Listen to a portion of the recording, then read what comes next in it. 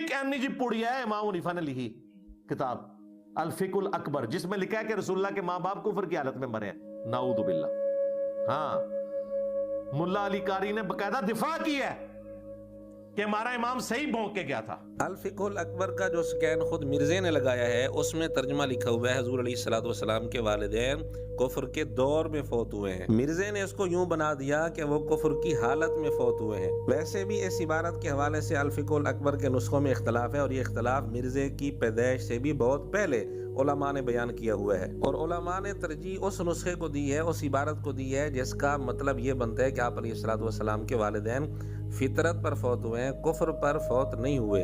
اس سب کے باوجود مرزے نے بدزبانی کرتے ہوئے امام ابو حنیفہ رحمۃ اللہ علیہ کے لیے بھونکنے کا لفظ استعمال کیا، اور ایک اور ویڈیو میں گستاخی کا لفظ بھی استعمال کیا ہے اس عبارت کی وجہ سے۔ پھر مرزے کو متوجہ بھی کیا گیا کہ آپ اختلاف کرتے ہوئے زبان کو احتیاط سے استعمال کریں، الفاظ سخت نہ استعمال کریں۔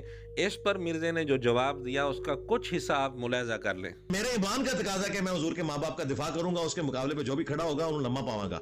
میں اپنا ایمان بچا رہا ہوں، مجھے تو اس کی بزرگی نظر ہی نہیں آ رہی، میں تو اندھا ہو گیا نا۔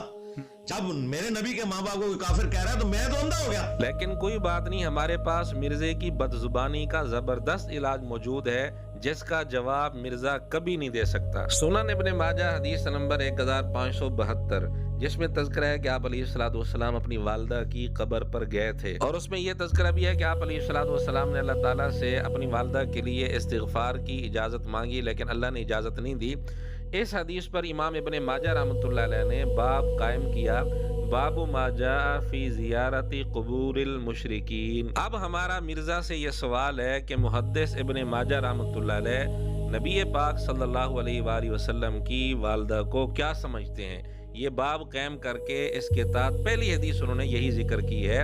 تو آپ علیہ الصلوۃ والسلام کی والدہ کے متعلق امام ابن ماجہ کا عقیدہ کیا تھا، مرزا یہ بتائے، اور جو زبان امام ابو حنیفہ رحمۃ اللہ علیہ کے لیے استعمال کی ہے، امام ابن ماجہ رحمۃ اللہ علیہ کے لیے بھی استعمال کر کے دکھائے۔ اسی طرح سنن نسائی حدیث نمبر 2036 یہی ہے آپ علیہ الصلوۃ والسلام کا اپنی والدہ کی قبر پر جانا۔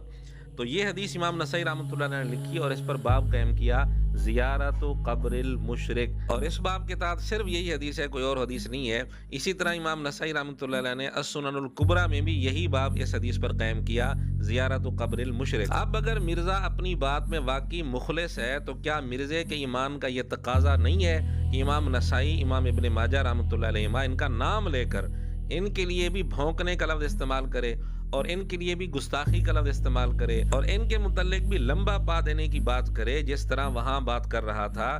اگر مرزا ان کا نام لے کر یہ باتیں نہیں کرتا تو مرزا پرلے درجے کا منافق ہے۔ ہم پھر کہتے ہیں کہ آقا علیہ الصلوۃ والسلام کے والدین کے ایمان کا مسئلہ یہ اختلافی مسئلہ ہے، اس بارے میں شدت اختیار نہیں کرنی چاہیے۔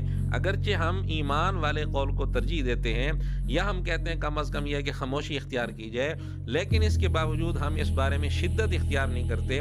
اگر کوئی ایمان کا قول نہیں کرتا ہم اس پر سخت فتویٰ نہیں لگاتے، لیکن مرزے کو چونکہ سخت فتویٰ لگانے کا شوق ہے، مرزا کہتا ہے یہ میرے ایمان کا تقاضا ہے، تو آئے ہمت کرے، اپنے اصول پر قائم رہے، پھر جو اس فتوے کی زد میں آئے اس کا نام لے کر مرزا یہی الفاظ استعمال کرے، پھر ہم سمجھیں گے مرزا واقعی اپنی بات میں مخلص ہے۔ اسی طرح علامہ البانی کا السلسلۃ الصحیحہ جو عربی والا ہے، اس میں حدیث نمبر 2592 کے تحت علامہ البانی نے تفصیل سے نبی پاک صلی اللہ علیہ وآلہ وسلم کے والدین کے کفر کا قول کیا ہے، شد و مد سے۔ مرزے کے شاگردوں کے لیے عرض ہے کہ سلسلہ صحیحہ جو عربی والا ہے اس میں دیکھنا ہے، اردو والے میں نہیں دیکھنا۔ اب ہم پوچھتے ہیں کیا مرزا علامہ البانی کا نام لے کر وہ ساری باتیں کرے گا جو اس نے امام ابو حنیفہ رحمۃ اللہ علیہ کے لیے کی؟